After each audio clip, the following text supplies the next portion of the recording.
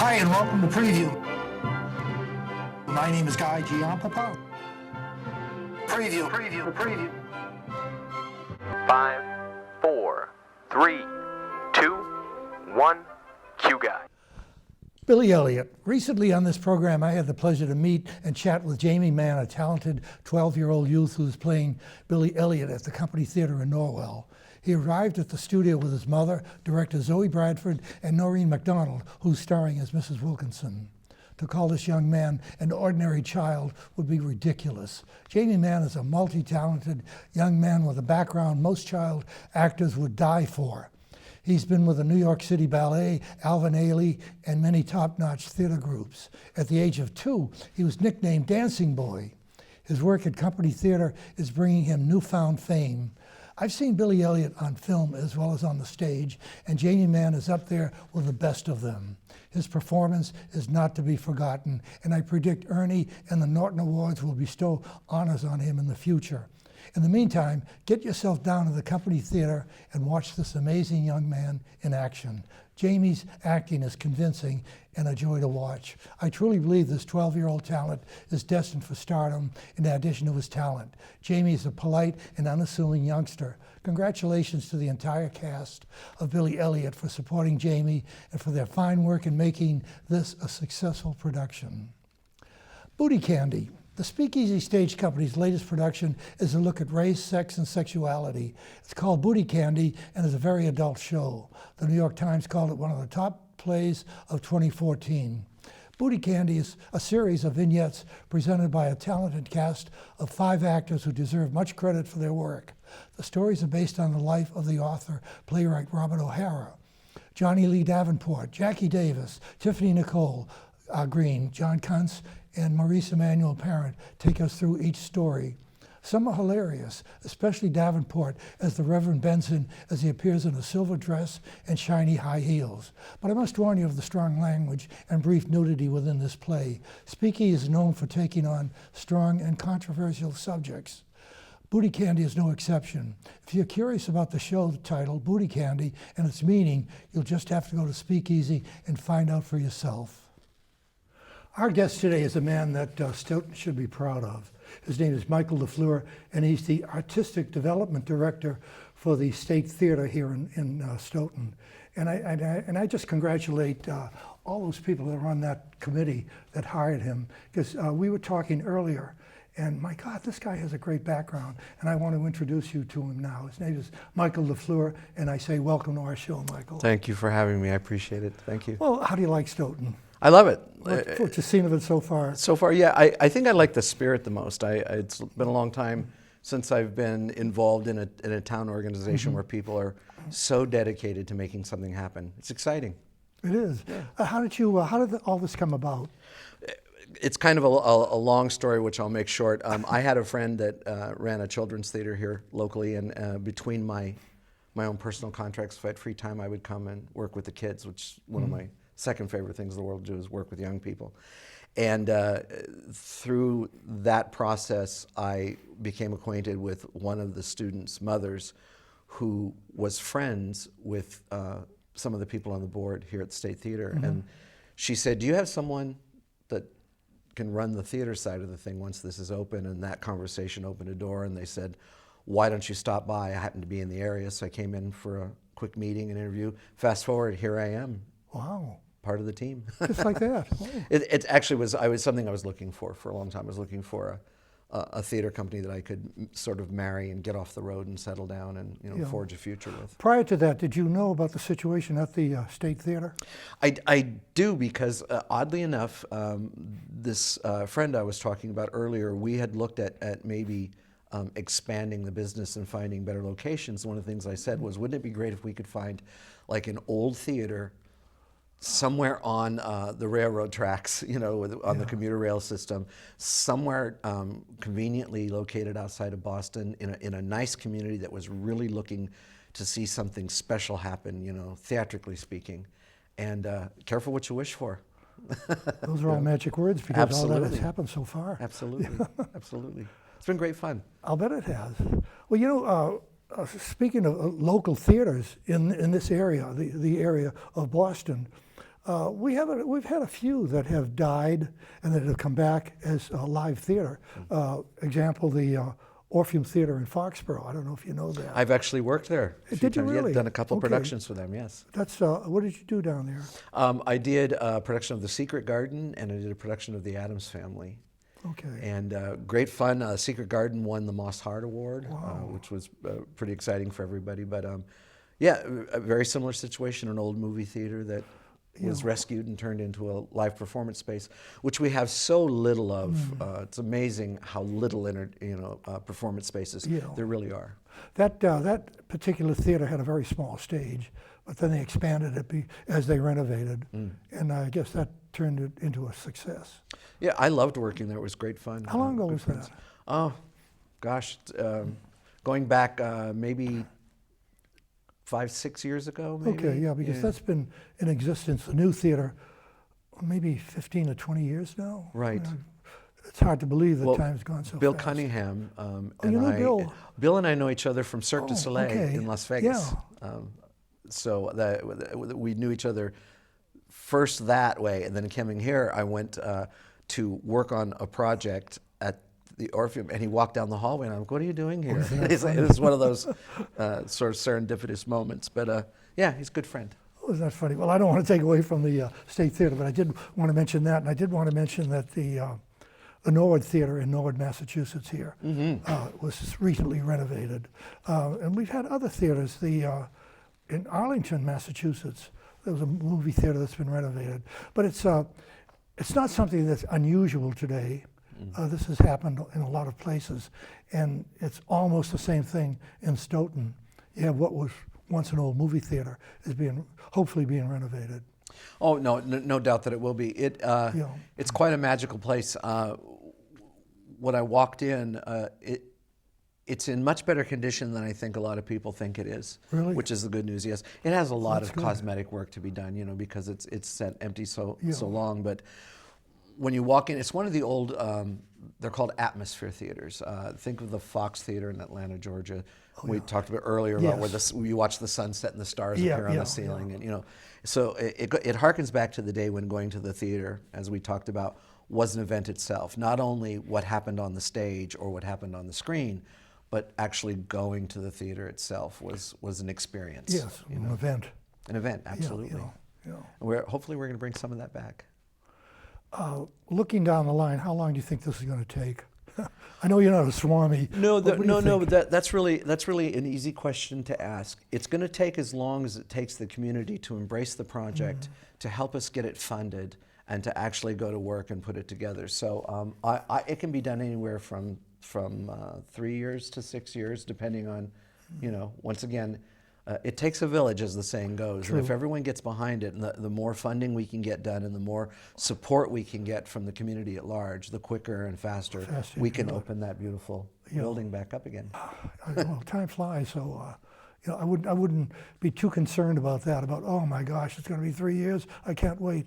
3 years goes by in no time. Oh, it does. And not only that, one of the things that I'm most excited about is the fact that we are moving forward with creating live entertainment productions and concerts, etc., using other venues around the area so that we can sort of introduce the community to what it is we intend to do, to the level and quality of the work we're going to be presenting. We're going to be bringing in some guest stars. I have many friends that I've known throughout my career. They're very excited to help us, people of importance. So we'll be bringing in live stage productions. We'll be bringing in celebrity cabaret acts.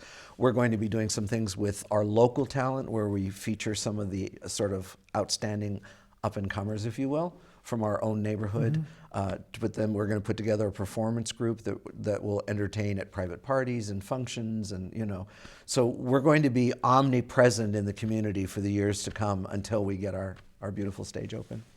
The theater itself, I mean, it's a great auditorium, a great place for shows, but there's more to it than just that. Is there a bar or a place where you can, have a drink? You just want that? I can tell you, I don't want to give away too much until things are a little more concrete, but I've seen the plans, and I can tell you they're quite exciting, and it's very extensive. To make it clear, we're not just looking at revitalizing the theater so we can put on plays. Far more than that, we want it to be a performing arts center. In other words, we want to present concerts, dance recitals, the spoken word. We might bring in small touring productions.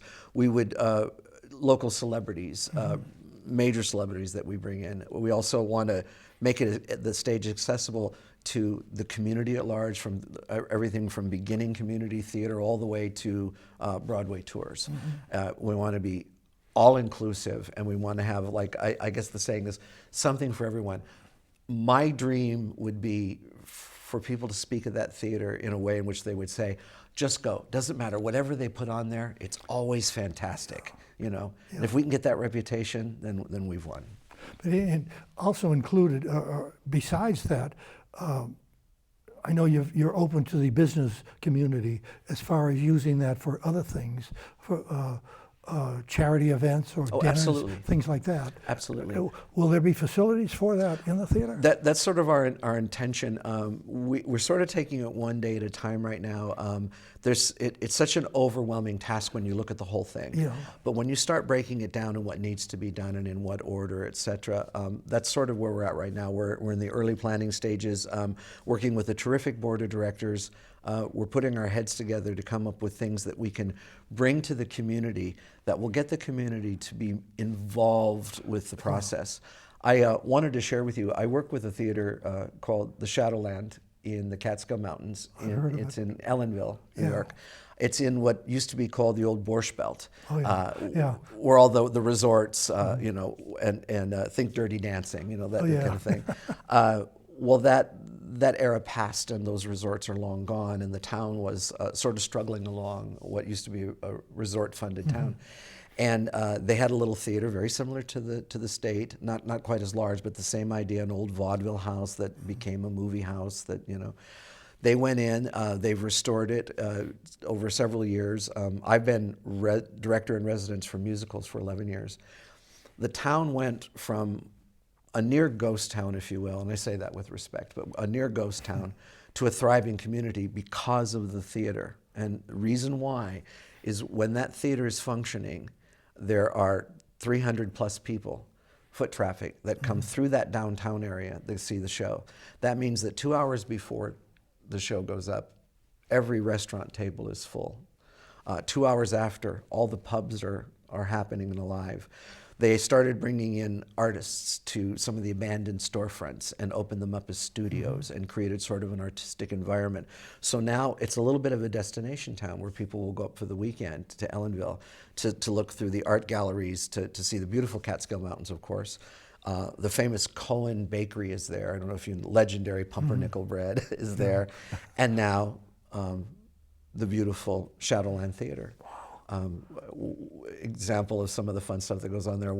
I've directed, you know, like I said, several of the musicals. One day I'm in the box office with the artistic director, Brendan Burke, who's going to be helping me with this project a lot, passing on information and knowledge from their experiences. There's a knock on the window at the box office, and there's a lady there, and I'm looking at her, and I'm thinking, I know her. So in my mind, I'm thinking, is this a wife of one of the board members? Or I'm trying to place her. But I know her. I know that we've met before, and we're having this conversation. And suddenly it dawned on me it was Marcia Gay Harden. Oh. And she just lives in the neighborhood, and she just stopped by to see if there's anything we needed, if she could help out with anything, or, you know. Beautiful. So the town embraced the theater, the celebrities embraced the theater, and now there's this thriving, highly respectable theater that literally is the heartbeat of this town. And I would love to see that history repeat itself here in Stoughton. That could happen. It could, absolutely. Very I well, wouldn't be here if I didn't believe it. Yeah. I think in the towns in this area of Massachusetts, of Boston, I should say, that have theaters, this was one of the most respected of all of them. It's got quite a history. It does. It really truly does. And I also finding out sometimes just walking down the street, and I'll be with one of the board members, and someone say, "Oh, this is Michael La Fleur. He's helping with the state," and I just get this whole bursting dam of memories of, when I was a kid, I remember we used to. One of the things I talked to the board about doing is bringing back the kiddie matinee on Saturdays. Oh, yeah. Oh. Where, imagine if we could open it back up again, where the viewers' children could come in, see 4 or 5 cartoons, a double feature. A cereal. You know, exactly, and really kind of bring back that Yeah. that experience because, you know, people, our generation and up, will tell you about how important that was. Those It truly was. remember bringing the bread wrappers in yeah. exchange for admission? Yes, yeah. That wouldn't happen today. But you get something comparable to it. But we want. I guess what I'm trying to say is we want to bring back the theater going experience to the community in with highly professional productions, extremely dedicated works toward the human condition. That's a big statement, but what I mean is theater is so important because it's how we communicate the human spirit. It's how we tell our stories. It's how we told stories before there was television and movies. And I think it's something that the human soul needs is to express itself and to share. And if we can create exciting works, performances, concerts, etc., that bring generations together, providing an opportunity for grandma, grandpa, mom, dad, and the kids to go together to experience something, that's kind of what's in our target right now, if that makes sense to you. I think you're going to do it. I think so too. I really do. I really do, yeah. You know, I think in the remaining time we have left, I want our viewers to know more about you and your background and what brought you up here. You can go to any post office, my picture's up on the wall. How much is the reward? Yeah, right. But you've been in show business a long time. Since I was 3 years old. Wow. Yeah, isn't that crazy? And you've worked with many, many famous people. Many famous people. I've been very, very lucky. I never took no for an answer, I guess, and everyone said, you know, you'll never be able to do this, and I sort of went out to do it. And you follow a path, and one thing leads to another. And I've just been very, very fortunate to have been accepted into productions where some of the greatest people in the industry have worked. And I apprenticed with the legendary Joshua Logan. Wow. So you know who he is. That's Of exciting. course. I always tell everybody, God. you know, Google him. Joshua Logan. Gosh, his Broadway shows, Picnic, South Pacific, Annie, Get Your Gun, Mr. Roberts. One of the greats on of and on. theater. And motion pictures. His movies were Right, Camelot. 20th Bunsmith, century theater. yeah, The Great South Pacific, one of the greatest yeah. musicals ever made. So I performed in a show that he did called Musical Moments. We toured around the country, and Josh would sit in a big chair like this and tell these incredible stories, backstage stories of things that happened and some of the legends of theater. And then 3 of us would sing all the music from his shows. Mm-hmm. So I spent many, many, many evenings on an airplane with the great Joshua Logan, hearing these unbelievable stories. One of my favorite personal stories to tell is when I first got hired, I was very nervous, and we were flown into New York. We rehearsed at his apartment. River House is where he lived. His neighbor was Henry Kissinger. And Really? I remember going into his apartment the first time, and his apartment was like the Addams Family home. It was like a museum. I mean, literally things from around the world, from all these legendary productions. And he had this beautiful solid white grand piano. And I went over with my music, and I put it on. I went plunking out some notes, and Josh walks up with this very sly grin, and he says, "You like that piano?" And I said, "I do." He said, "Richard Rodgers wrote Bally High at that piano." You're kidding. Oh, my word. Yeah. I mean, that's history. Yeah, well, I you know, dared not touch it again. And, but just hearing all these stories, and when you find out why and how things, one of the stories I've shared before that he tells about the movie South Pacific was, do you remember how when you're watching the movie and they sing Bally High, all of a sudden the whole screen goes orange? Yes. Yeah. And then it goes yellow. And Yeah, I remember. Well, that's one of the greatest accidents of all time. The industry was critical about that. They never should have done that. Well, it was very interesting how it came about, because Josh had, at that time, it was the old 3-color process, the Technicolor process. Yeah. And I remember that. It had to be hand-dyed and hand painted. It was quite an ordeal. So when Josh had a meeting with the, I'm going to call him the colorist, forgive me, motion picture industry, I don't know the proper term, but the person that was responsible for that. And he said, "Listen, when the water's blue, I want to see blue. And when the sky is the sunset orange, I want to see orange." Yeah. Well, the person interpreted that as make everything blue, and Josh meant specifically the colors of each item. So actually it was a mistake. It was a huge mistake, and it was the negative. And so the negative was ruined, and they had this emergency meeting, and they're like, "Oh my God, what are we going to do?" And Josh was like, "Well, let's call it something. Let's call it colorama, or I forgot what the term that they came up with. I Yeah, don't remember what and it so they made it into a marketing ploy, and when they did it, it was like the audiences oohed and awed over what was a terrific mistake. Yeah, it shouldn't have happened. Yeah. I remember that very clearly.